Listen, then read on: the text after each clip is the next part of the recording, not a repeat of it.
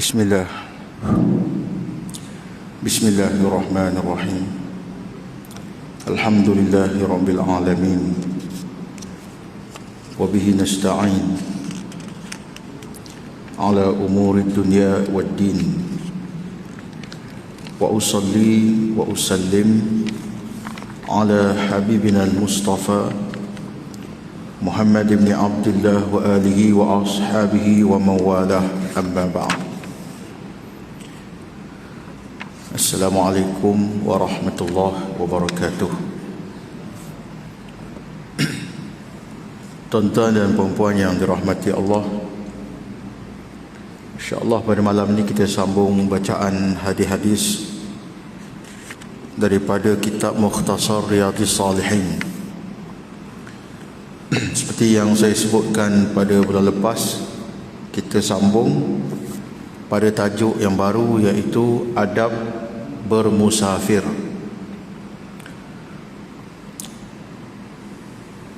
Qala al-muallif rahimahullah wa nafa'ana wa iyyakum bi 'ulumihi fi daraini, amin ya rabbal alamin.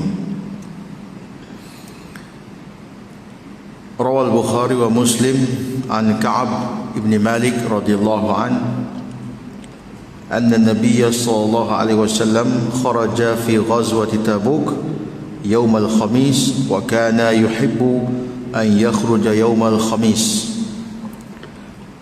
رواه البخاري ومسلم.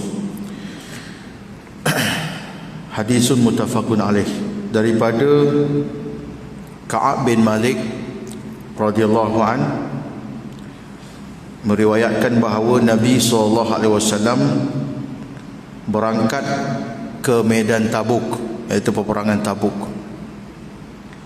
Mana keluar daripada Madinah pada hari Khamis, dan baginda suka untuk keluar bermusafir pada hari Khamis.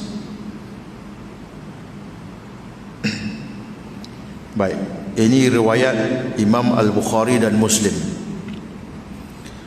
Dan disebutkan di sini bahawa juga terdapat riwayat dalam kitab Sahih Bukhari dan Muslim, hadis yang lain yang membawa maksud jarang sekali Rasulullah SAW mengadakan pemusafiran selain hari Khamis. Baik, di sini kita boleh mengambil beberapa hukum, iaitu mustahab. Mustahab iaitu sunat. Kalau kita hendak memulakan pemusafiran, dilakukan pada hari Khamis, mengambil kira hari Jumaat adalah hari di mana kita mendirikan solat Jumaat. Sebab itu dalam mazhab Syafi'i, kalau kita melewatkan musafir, sehingga terbit fajar hari Jumaat, maka hari itu kena solat Jumaat juga. Okey, itu pendapat para ulama fuqaha Syafi'iyah. Saya melihat dia punya ilahnya adalah supaya manusia ni tidak kita kata bermudah-mudah musafir hari Jumaat, untuk mengelakkan daripada sembahyang Jumaat. Kalau dia sengaja memilih hari Jumaat untuk bermusafir semata-mata untuk mengelakkan daripada sembahyang Jumaat, yang ini tak boleh. Tetapi dalam suasana hari ini, tuan-tuan, kita semua tahu jadual hidup kita, pekerjaan kita, urusan kita, kadang-kadang dia terkait dengan banyak faktor-faktor lain.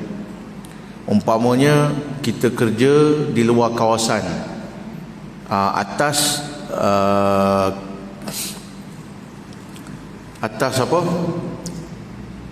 komitmen kita dengan syarikat yang kita bekerja.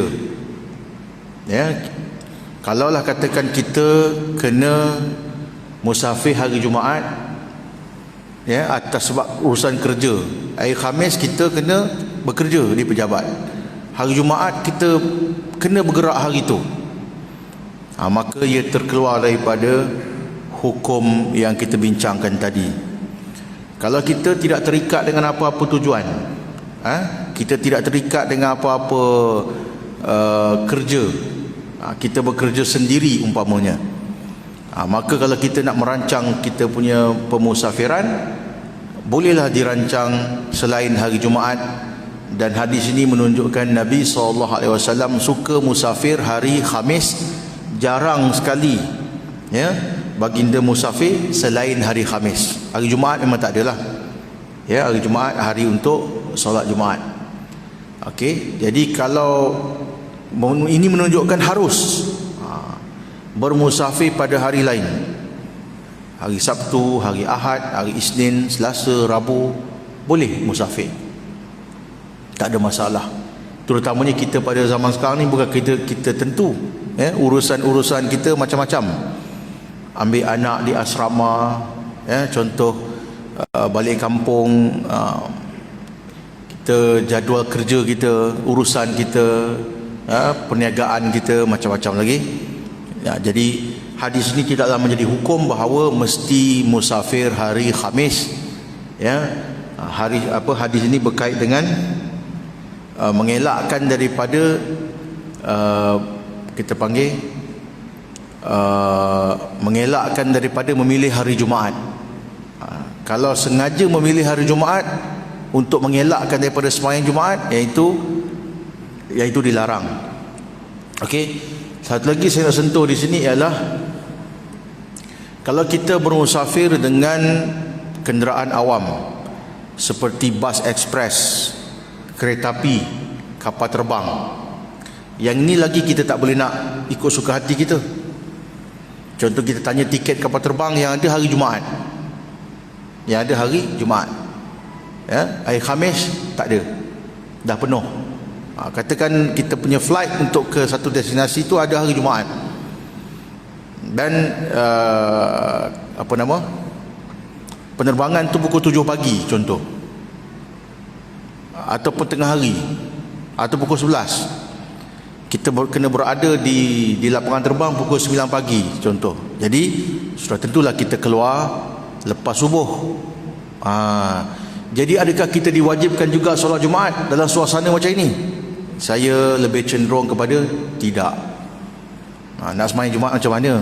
Jadi ijtihad para ulama yang mengatakan makruh ataupun larangan musafir hari Jumaat itu, dia berkait dengan orang yang bermudah-mudah sengaja mengelakkan untuk sembahyang Jumaat. Tapi kalau kita ni memang berkait dengan penerbangan, berkait dengan jadual perjalanan bas ekspres, kereta api dan sebagainya, tak dapat dielakkan pada hari Jumaat, maka boleh, tak ada masalah. Kalau kita boleh memilih hari Khamis, maka itu lebih baik. Wallahu ta'ala a'lam. Hadis ini diriwayatkan oleh Imam Al-Bukhari dan Muslim. Kita lihat pada hadis yang berikutnya.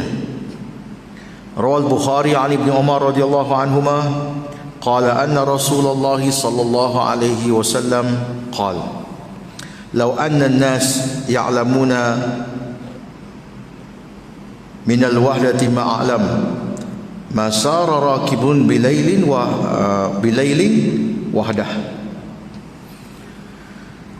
Diriwayatkan daripada Abdullah bin Umar radhiyallahu anhuma bahawa Nabi sallallahu alaihi wasallam bersabda, maksud dia, sekiranya seseorang itu mengetahui apa? Akibat buruk yang berlaku sekiranya dia bermusafir seorang diri sebagaimana yang aku ketahui, nescaya tidak ada orang yang akan bermusafir pada waktu malam secara bersendirian. Masara rakibun bilailin wahdah. Mana Nabi SAW memberikan suatu peringatan. Musafir zaman dahulu bahaya. Sebab itu tuan-tuan, orang bermusafir, dia bermusafir dalam berkumpulan. Kerana zaman dulu dia banyak quta'u turuq.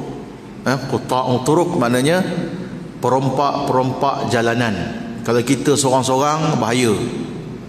ya, harta dirampas, bahkan kita mungkin dibunuh atau dicacatkan, ya, mungkin dipotong tangan, dipotong kaki oleh perompak-perompak jalanan. Biasanya orang zaman dulu bermusafir dalam kafilah.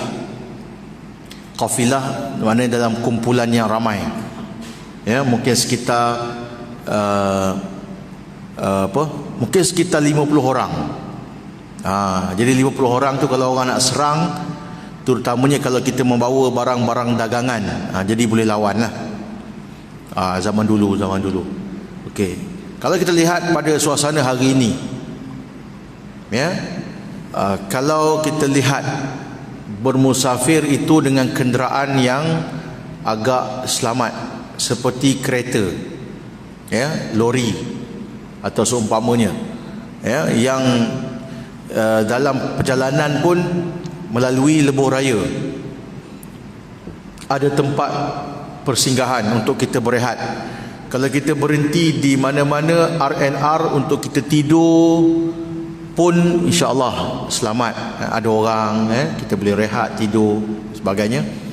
Maka hukum ini dia tidak lagi maknanya bukan hukum lah, maknanya larangan ini tidak lagi berlaku. Tapi kalau kita melalui jalan-jalan yang bahaya, ya, ada orang memilih jalan-jalan jalan lama, lalu hutan-hutan tu semua, maka Nabi SAW larang kalau kita musafir seorang-seorang. Sebab tu zaman dulu kalau mereka bermusafir beramai-ramai pun, pada waktu malam mereka akan berhenti berkemah. Mereka akan berkemah, tidak berjalan pada waktu malam, kerana berjalan pada waktu malam ni bahaya, tak nampak jalan dan sebagainya lah. Okay, zaman kita ni walaupun ada lampu dan sebagainya, kalau kita boleh mengambil peringatan Nabi SAW ini dan tidak ada apa-apa keperluan untuk bermusafir waktu malam, maka lebih baik pemusafiran itu dilakukan pada waktu siang, kerana biasanya waktu siang kita lebih segar, lebih fokus. Okey, malam ni kita mengantuk, kita ada bahkan antara sebab kemalangan ni pun microsleep. Microsleep ni antara benda yang menjadi penyebab kepada berlakunya kecelakaan di jalan raya. Jadi kalau boleh dielakkan musafir waktu malam, maka lebih baik, kecuali kita dalam keadaan darurah ataupun hajat, keperluan yang sangat, terpaksa juga musafir waktu malam, kerana pada esok pagi tu kita ada urusan di tempat yang kita tuju, ya, ada presentation ke apa ke, kena dibuat di negeri lain, ya, Johor Bahru ke, kena pergi ke belah utara ke, belah pantai timur ke. Hari ni kita kerja siap, balik rumah, ya, bersiap-siap apa semua, malam tu kita bertolak, pagi tu kita mesti ada di tempat yang kita tuju dengan urusan kerja dan sebagainya. Maka tak dapat dielakkan, ya. Apatah lagi dalam suasana hari ini, kalau kita bermusafir itu secara yakini, maknanya kita yakin dengan suasana semasa perjalanan di lebuh raya ni agak selamat. Agak selamat ni maksud saya tidaklah mudah-mudah berlaku jenayah, rompakan ataupun samun, ya. Maka kita kata tidak adalah larangan Nabi SAW dalam keadaan seperti itu. Tapi kalau kita melalui tempat-tempat yang bahaya, jalan yang sunyi, tak ada lampu, ya, masih ada di negara kita ni jalan-jalan yang orang panggil jalan lama, kan, lalu hutan-hutan, tak ada tempat berhenti, tak ada sesi minyak. Kalau jadi apa-apa, kenderaan kita rosak, tak ada orang yang lalu lalang situ, itu bahaya. Maka eloklah kita mengambil pengajaran Nabi SAW ini sebagai suatu peringatan, ya, apa tak. Jadi kita konteks ni kita kena ingat zaman dulu macam mana, zaman sekarang ni suasana berubah. Bila suasana berubah, maka berubahlah hukum. Baik, kita lihat pada hadis yang berikutnya. Rawal Muslim an Abi Hurairah radhiyallahu an qala anna Rasulullah sallallahu alaihi wasallam qala idza safartum fil khisb fa'atul ibila hadhaha min al-ard wa idza safartum fil jadb فأسرعوا عليها السير وبادروا بها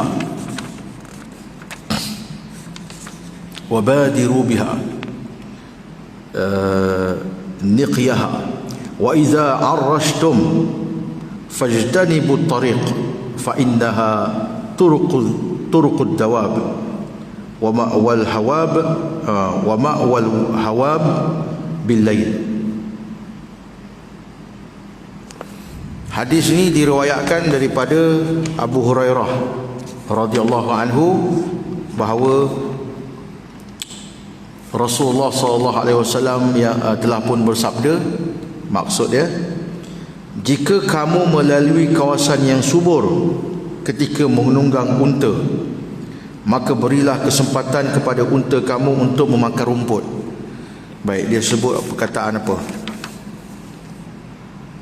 Nah, idza safartum fil khisb, makna kawasan itu ada kawasan hijau. Musafir itu kebiasaannya akan melalui padang pasir yang luas. Kalau kamu dapat melalui kawasan berbukit-bukit, kawasan wadi yang ada rumput-rumput, maknanya kawasan itu kita kata kawasan berair. Bila kawasan berair ada tumbuh-tumbuhan, maka Nabi SAW kata, kalau lalu tempat macam itu, bagi unta kamu makan.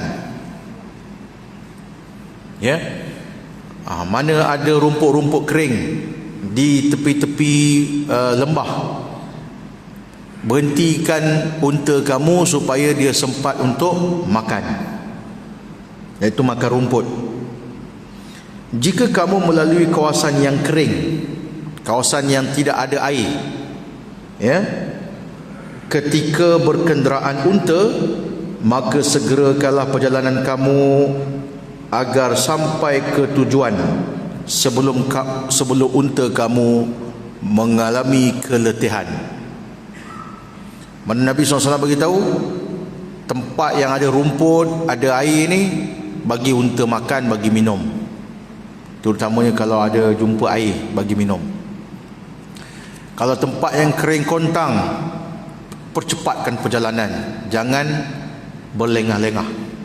Sebab apa? Bila unta sudah kehausan, walaupun unta ni bila minum dia boleh simpan air dalam badan dia,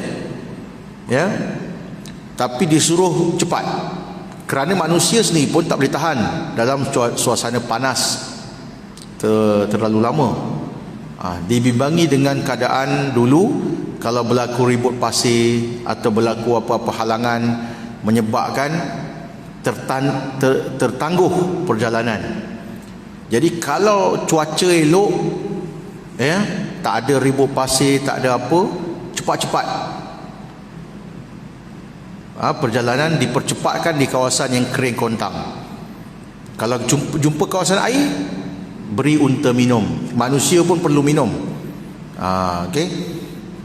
Kalau jumpa kawasan yang hijau, disuruh kita beri unta makan. Jika kamu beristirahat pada waktu malam, hendaklah kamu cari tempat yang jauh dari jalan, kerana binatang buas dan berbisa suka melalui jalan manusia pada waktu malam. Hadis riwayat Muslim. Hadis sahih riwayat Muslim. Jadi orang zaman dulu, kalau dia lalu tempat yang biasa menjadi laluan perjalanan, bila matahari nak terbenam, dia akan menjauhi jalan yang biasa dilalui oleh manusia. Dia akan cari kawasan apa kita panggil, kalau bukit berpasir, maka kita pergi ke sebelah yang satu lagi, Padang pasir ni dia banyak dunes, ya, apa bukit-bukit berombak. Jadi bila kita lalu kod jalan yang biasa, sampai dah dekat matahari terbenam, cari balik-balik bukit. Di situ tempat yang sesuai untuk berehat dan juga sesuai untuk tidur. Tempat yang menjadi laluan manusia biasa terdapat binatang buas, sebab dia tahu manusia berada di mana. Okey, zaman kita sekarang, kalau saya sebut tadi, kalau kita bermusafir di lebuh raya, maka kita boleh berehat di tempat yang sesuai lah, di R&R ke apa, berhenti, ya, boleh makan, boleh minum, ya, boleh tidur. Kalau tidur dekat tempat parking pun selamat, insya-Allah. Okay, semua saranan Nabi SAW ini nak mengingatkan kita tentang menjaga diri dan keselamatan. Keselamatan nyawa dan keselamatan harta benda. Baik, kita lihat pada hadis yang berikutnya. Rawah Muslim an Abi Qatadah radhiyallahu an qala kana Rasulullah sallallahu alaihi wasallam idza kana fi safar fa'arrasa bilailin اضطجع على يمينه وإذا أرس قبيل الصبح نصب ذراعه ووضع رأسه على كفه. Okay. Adalah Rasulullah SAW jika bermusafir, ya, lalu baginda hendak berehat pada waktu malam, baginda akan berbaring dengan badannya mengiring ke kanan. Jika berbaring menjelang tibanya waktu subuh, baginda akan menegakkan hastanya, lalu meletakkan kepala beliau di tapak tangannya. Maksudnya tidur macam tu. Nabi akan baring dengan badannya belah kanan di tanah, ya, macam tu, dan meletakkan tangan di pipi, ya, atau meletakkan kepala, wada'a ra'sahu 'ala kafi. Dikatakan cara ini lebih mudah untuk bangun. Badan kita rehat dan mudah untuk kita bangun. Okey. Para ulama mengatakan bahawa maksud baginda SAW, Nabi meletakkan hastanya, wada'a nasaba zira'ahu, mana menegakkan ni zira' ni antara ujung jari ke siku. Menegakkan ialah agar tidak merasa mengantuk yang menyebabkan tidak mampu untuk mengerjakan solat subuh tepat pada waktu utamanya, iaitu di awal waktu. Okey. Bukan saja dalam keadaan musafir, sebenarnya Nabi SAW dalam keadaan bermukim pun demikian. Baginda akan tidur, berbaring, orang kata bahagian rusuk kanannya di lantai atau di katil, ala saririhi. Jadi kalau keadaan musafir pun begitulah, supaya senang untuk bangun. Tidur dalam keadaan terlentang ni tak boleh, bukan tak boleh. Jangan kita baca hadis ni kita faham yang ini sunnah, ya, kalau tidur dalam keadaan berbaring itu bid'ah. Bukan. Sebab itu dia kata kat sini, dia kata iza arrasa qubail as-subhi. Maksudnya kalau kita dekat-dekat nak subuh, iringkan badan supaya kita senang untuk bangun. Tapi kita biasalah, kita bila kita tidur, mana kita ingat kan, orang zaman dulu dia tidur sekejap, mungkin pukul 2-3 pagi terjaga.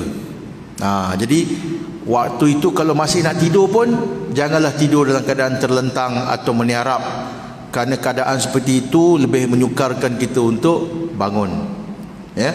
Jadi ini adab yang diajarkan oleh Nabi SAW bila dia kata qubailul fajri atau qubailul subhi, mana dekat-dekat masuk subuh. Dah pukul 5 pagi ke macam tu, kita jangan lagi tidur terlalu berehat sangat, ya, terlentang. kita iringkan badan supaya dengan bahagian kanan di atas katil atau di permukaan lantai supaya mudah untuk bangun. Dan ramai saya tahu ulama-ulama macam tu. Bahkan sebahagian mereka meninggalkan tilam-tilam yang empuk ataupun yang lembut, sebab tidur atas lantai yang biasa ni lebih mudah untuk bangun. Dalam hal ini dia tidak dikira sebagai kufur nikmat. Kenapa? Kerana dia melakukan hal itu ada tujuan. Tujuan apa? Tujuan supaya mudah bangun untuk solat. Macam tu. Kufur nikmat ni kita ada kemudahan sengaja tak mau guna. Tapi kalau ada kemudahan yang boleh memudaratkan kita atau membawa kesan yang tak baik, seperti bermalas-malas, maka itu tak dipanggil kufur nikmat.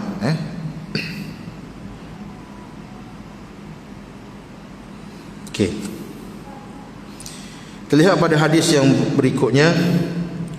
Rawal Bukhari wa Muslim an Abi Hurairah radhiyallahu an anna Rasulullah sallallahu alaihi wasallam qala as-safaru qit'atun min al-'adhab yamna'u ahadakum ta'amahu wa sharabahu wa nawmahu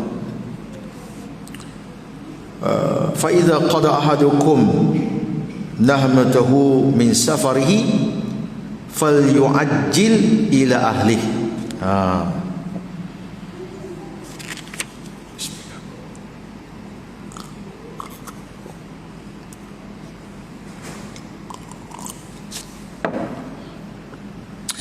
Diriwayatkan daripada Abu Hurairah radhiyallahu an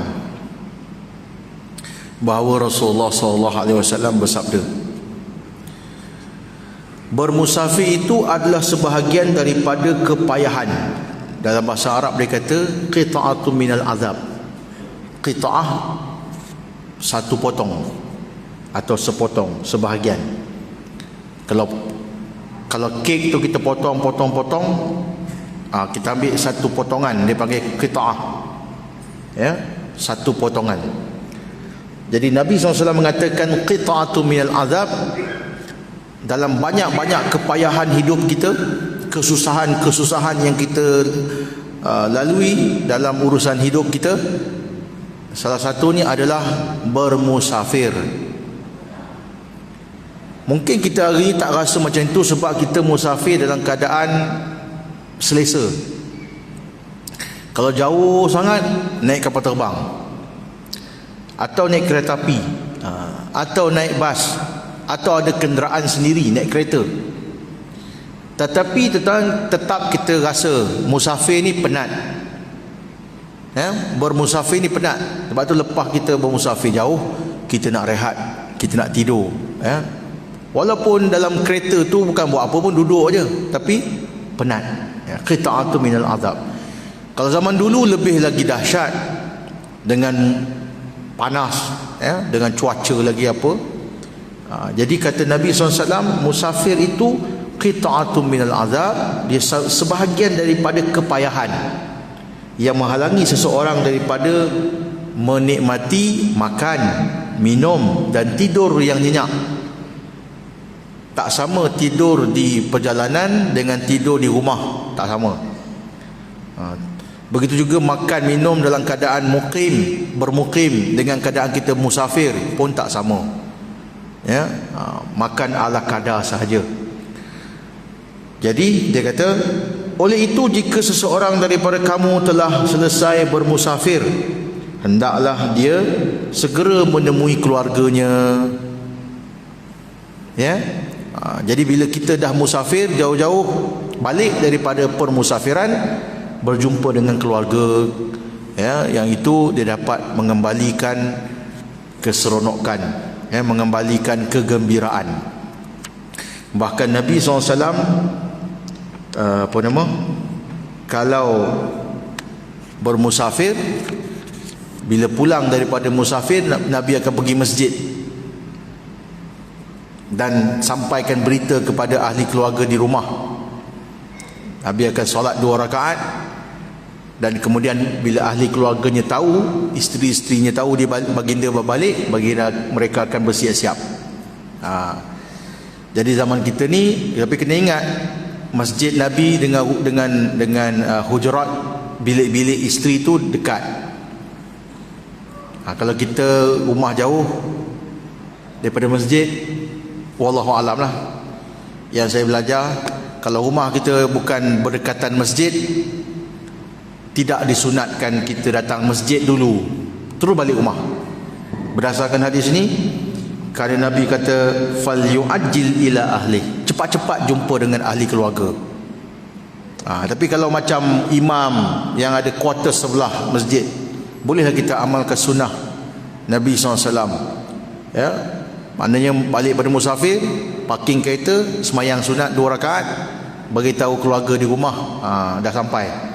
Jadi kalau rumah tu bersepah tu, isteri kita kemas, bagi apa, bagi bersih, bagi tersusun, supaya ayah ni balik penat-penat ni tak adalah tengok rumah berterabur, rumah berselerak. Kita dah penat, tengok rumah macam tu lagi serabut. Jadi itu antara tujuannya. Okey, berjumpa dengan keluarga akan menyebabkan kita jadi gembira semula. Jadi kita tengok anak-anak kita jadi seronok macam tu. Kita lihat pada hadis yang berikutnya. Hadisnya pendek-pendek. Rawal Bukhari wa Muslim an Jabir bin Abdullah radhiyallahu an qala, Jabir bin Abdullah anna Rasulullah sallallahu alaihi wasallam qala idza atala ahadukumul ghaibah fala yatruqanna ahlahu laila. Ini satu lagi adab bila bermusafir. Jika seseorang kamu lama dalam mengadakan pemusafiran, ataupun atala ahadukumul ghaibah, maknanya dia lewat balik musafirnya, masanya panjang sehingga dia balik rumah lewat pada waktu malam, maka janganlah diketuk pintu rumah keluarganya itu pada malam hari, jika telah pulang lewat malam. Okey, yang ini kenapa tak nak menyusahkan ahli keluarga yang sedang tidur. Tapi macam mana orang kata, ustaz, dia ada kunci. Dia ada kunci, tak ada masalah. Masing-masing kita hari ni, siapa-siapa balik rumah ada kunci sendiri, tak ada masalah. Jadi hukum ni dia berkaitan dengan zaman dulu, di mana nak masuk rumah tu kena al-istizan, minta atau maklum pada orang dalam rumah, saya dah balik, buka pintu. Kan, kita balik, kita perlu kepada orang dalam rumah untuk buka pintu untuk kita masuk. Yang tu maksud dia. Kalau dia bermusafir tu, kalau boleh sampai pada waktu siang. Jadi ahli keluarga kita masih lagi berjaga untuk menyambut kita balik. Tapi disebut iza atala ahadukum, bila lewat-lewat panjang masa. Mungkin ada orang dia balik, dia tak suruh balik rumah, dia singgah sana singgah sini, lewat-lewat malam baru nak sampai rumah, baru nak balik rumah. Jadi jangan menyusahkan keluarga dengan mengetuk pintu supaya mereka membuka pintu.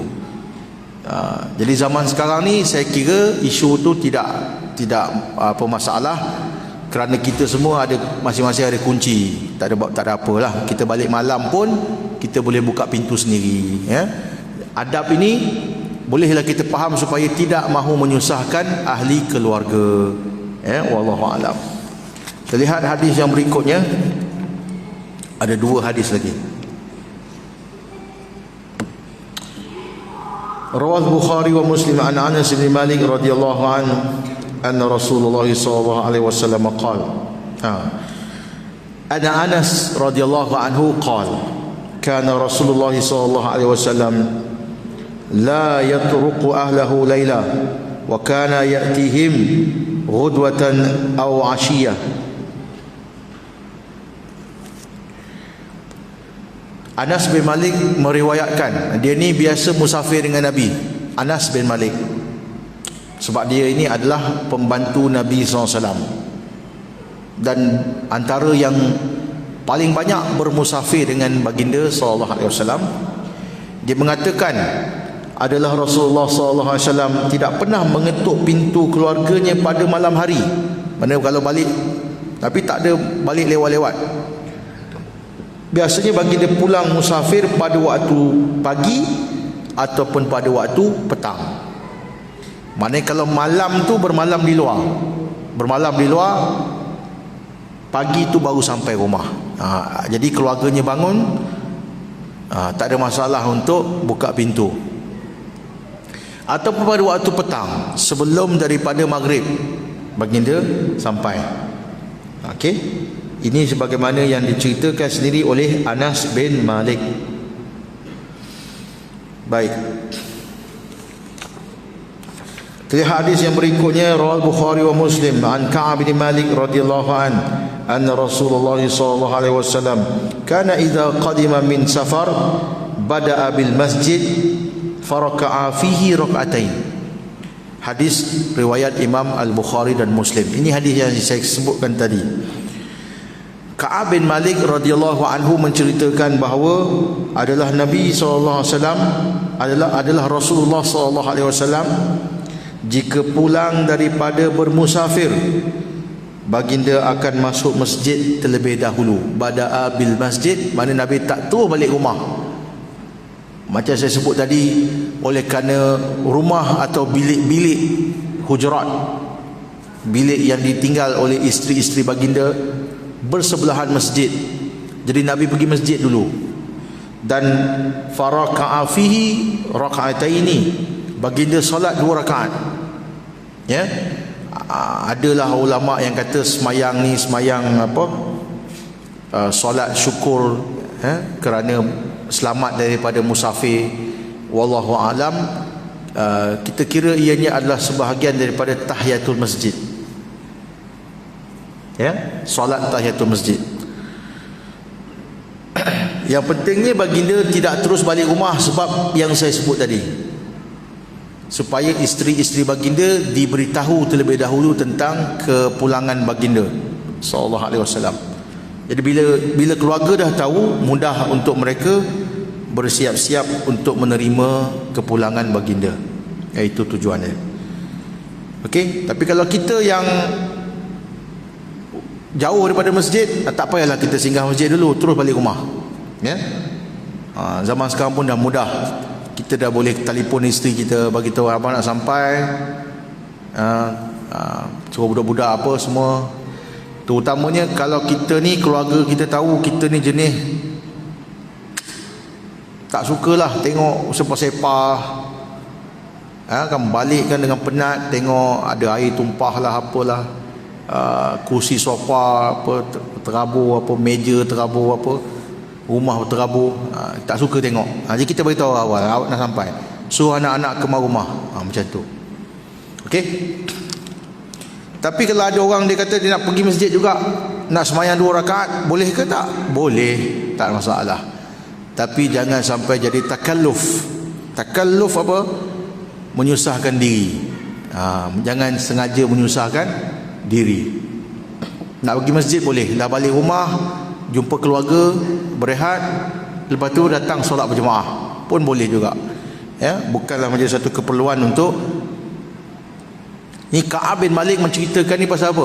Ni kalau tuan-tuan tahu hadis ni panjang ni, berkaitan dengan peristiwa di mana dia dipulaukan oleh baginda SAW dan kaum muslimin kerana tidak pergi perang Tabuk. Itu cerita ni. Dia cerita bila dapat tahu rombongan tentera Islam balik, dia pun kata aku pergi masjid. Sebab apa? Sebab baginda SAW biasanya balik daripada musafir, bada'a bil masjid wa raka'a raka'atain. Nabi akan sembahyang 2 rakaat. Jadi aku pergi masjid. Jadi sebab apa? Tujuannya nak memberitahu tentang kenapa dia tidak ikut dalam peperangan Tabuk. Okey, itu cerita dia. Akhir sekali tuan-tuan, Rawal Bukhari wa Muslim an Abi Hurairah radhiyallahu anhu qala la yahillu an Abi Hurairah radhiyallahu an anna Rasulullah sallallahu alaihi wasallam qala la yahillu limra'ah tu'minu billahi wal yawmil akhir tusafiru masiratal yawmin wa laylah illa ma'a dhi mahram 'alaiha. Abu Hurairah radhiyallahu anhu meriwayatkan bahawa Rasulullah sallallahu alaihi wasallam bersabda, tidak halal mana tak boleh bagi seorang wanita yang beriman kepada Allah dan hari akhirat bermusafir sehari semalam kecuali bersama dengan mahramnya. Okey, hadis riwayat Bukhari dan Muslim. Hadis ni ada banyak huraian yang panjang. Cukup saya katakan, orang perempuan musafir sebaik-baiknya dengan mahram, lebih selamat daripada fitnah. Kalau dia bersama dengan mahram ni, mana ayah dia atau abang dia atau pak cik dia musafir, dia lebih terjaga kehormatan diri dan akhlak. Contoh, orang laki-laki takkan kacau dia atau mengorat dia, dan dia pun takkan layan laki-laki yang datang kat dia kalau dia bersama ayah dia atau abang dia atau pak cik dia. Tapi kalau sama adik dia, adik laki-laki, dia musafir dengan adik laki-laki, orang laki-laki kacau dia, mengorak dia, dia layan, dia boleh layan. Kalau sama-sama perempuan, sama-sama layan. Jadi itu tujuan, mengelakkan fitnah. Jadi zaman sekarang ni biasa orang perempuan musafir, dari segi keselamatan pun orang kata terpelihara. Cuma zaman dulu larangan Nabi SAW ni berkaitan dengan tadilah muru'ah dan keselamatan, terutamanya perjalanan padang pasir yang bahaya. Jadi hadis ni panjang huraiannya, memadailah dengan apa yang saya sampaikan. Wallahu taala a'lam. Aqulu qawli hadza wa astaghfirullah li wa lakum wa li sa'iril muslimin wal muslimat fastaghfiruhu innahu huwal ghafurur rahim. Wassalamualaikum warahmatullahi wabarakatuh.